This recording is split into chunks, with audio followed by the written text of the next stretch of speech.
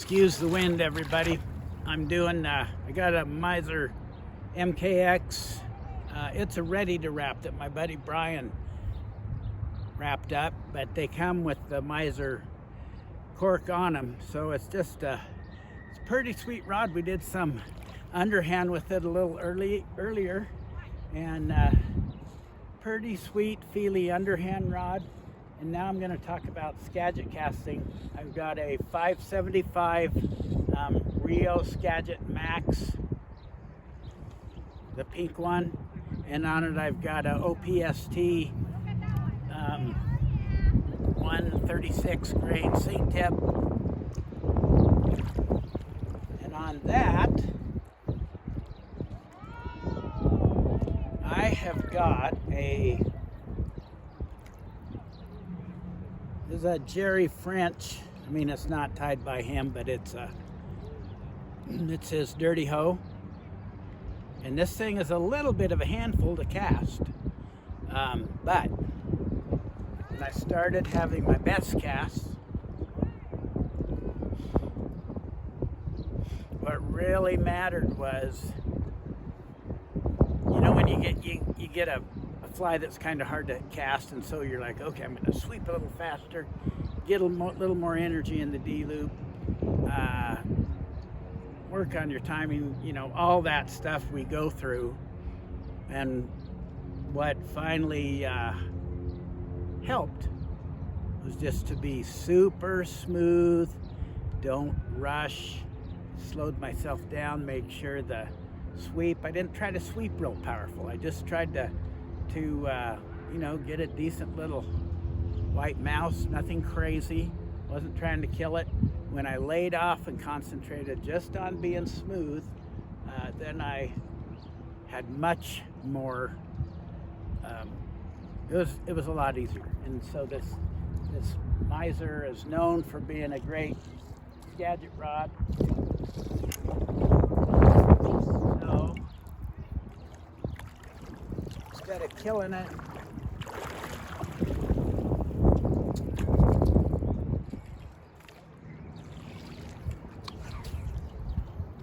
I started working on smoothing everything out. Of course, that cast had really bad anchor placement. Battling the wind, battling the elements.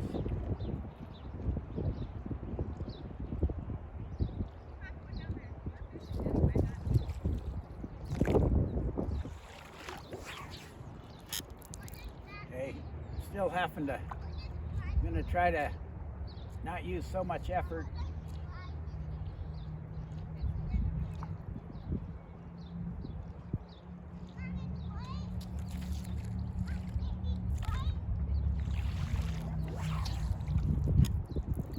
Okay, I got 1, 2, 3, 4, 5, 6, 7, 8, 9.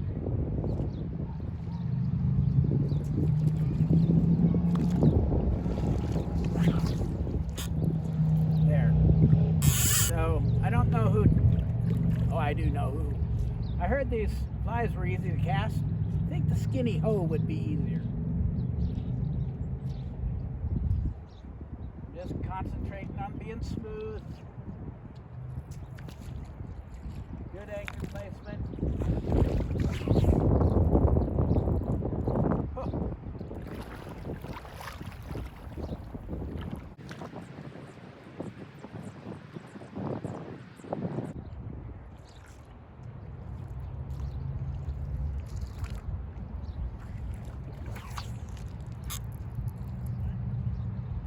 That was better.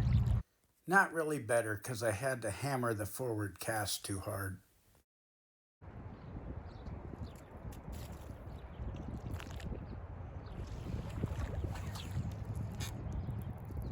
That was better.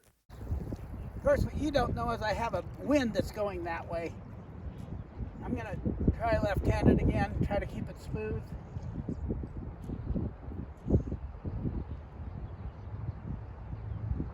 I'm going to go out and around and get that line sweeping around.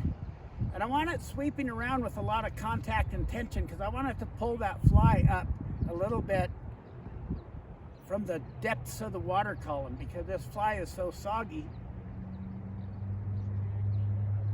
And it just looks so good underwater. It's an amazing fly. And this is a 7/8 miser. Grain window is 500 to 800.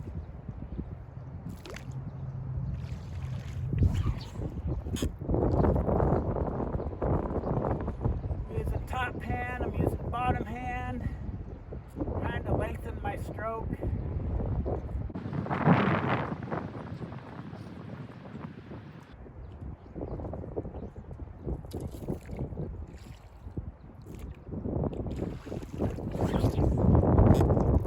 That time I didn't do it right. I'm gonna lay the anchor kind of in a circle around me.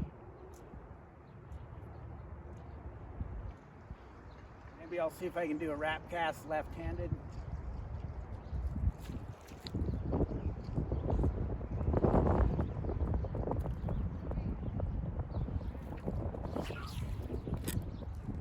Oh, that was cool. For the wrap cast, I like to plant the anchor right beside me. And you don't need a lot of speed in your sweep around.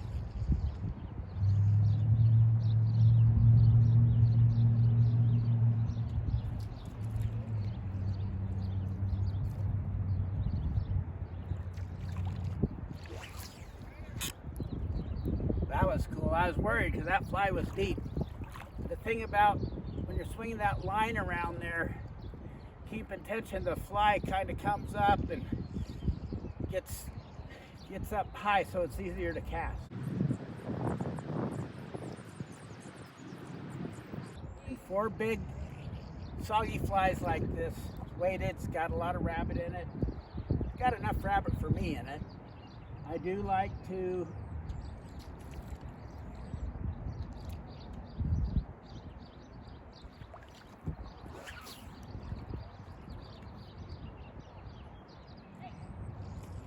and if you've ever noticed, sometimes I'll be casting in a little bit deeper water and I'll be like, oh, you know, the line's not right, the tip's not right, the fly's not right. And I'll wade into the shallow and it's somehow way easier to cast. So it's all about technique, really, and keeping that rod, you know, high. See, I drifted up, which I would rather just sweep, and if I'm gonna cast high, I'd rather sweep high, get that continuous motion action in. But I did drift up, kept the D-loop off the water, and she flew like a scalded bat. So I'm still keeping my hand in the box, but I'm raising the box up in front of my face and above my head.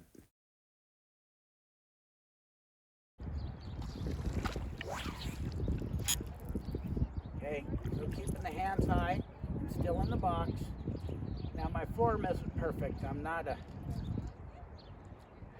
doing continuous motion any favors here, but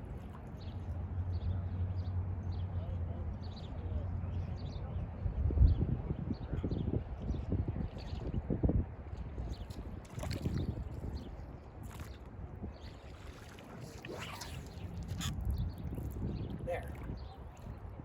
Took my time, did everything pretty much correctly, and this big old shitty fly flew a mile, even though when I first started out I was not enjoying this.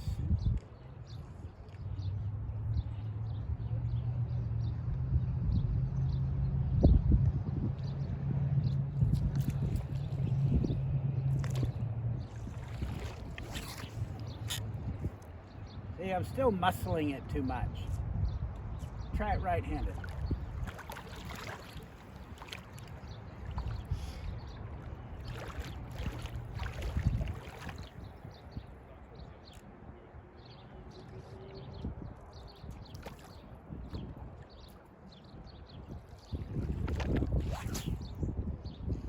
See, blew my anchor. I went too fast on the sweep around.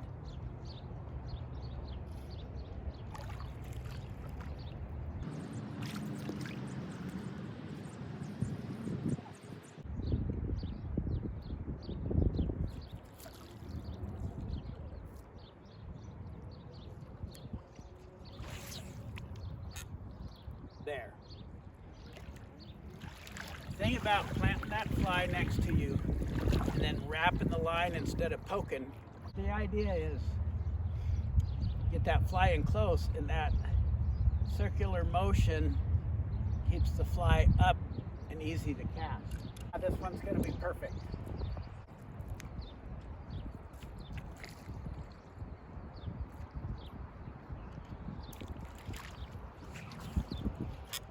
There. So what I told myself to make this perfect cast, I was going to keep everything in the box and use my hands to make that fly go out and around and the rod tip go out and around. And that time I got a good cast. So it's all about fundamentals. Keeping everything tight, keeping the hands close, making the rod do the work. Let's try it again.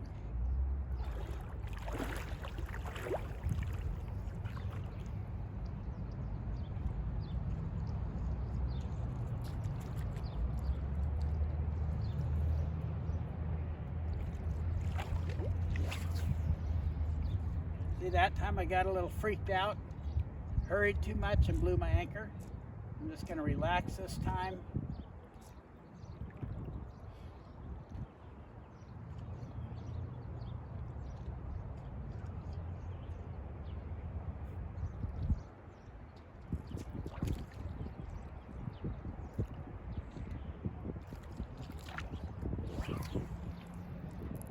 There, much better. I'll do a right-handed one.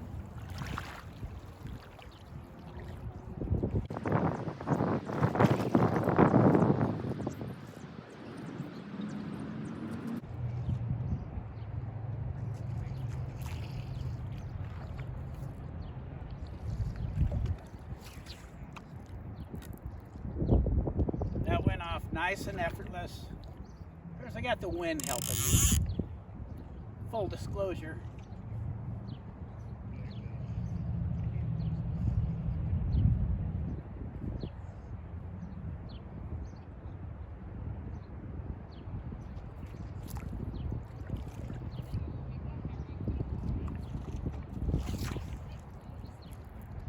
I didn't hurry enough. I got too lazy that time and my fly sunk.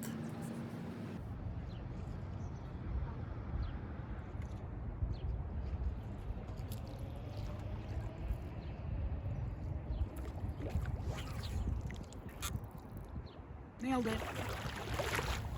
So, anyway.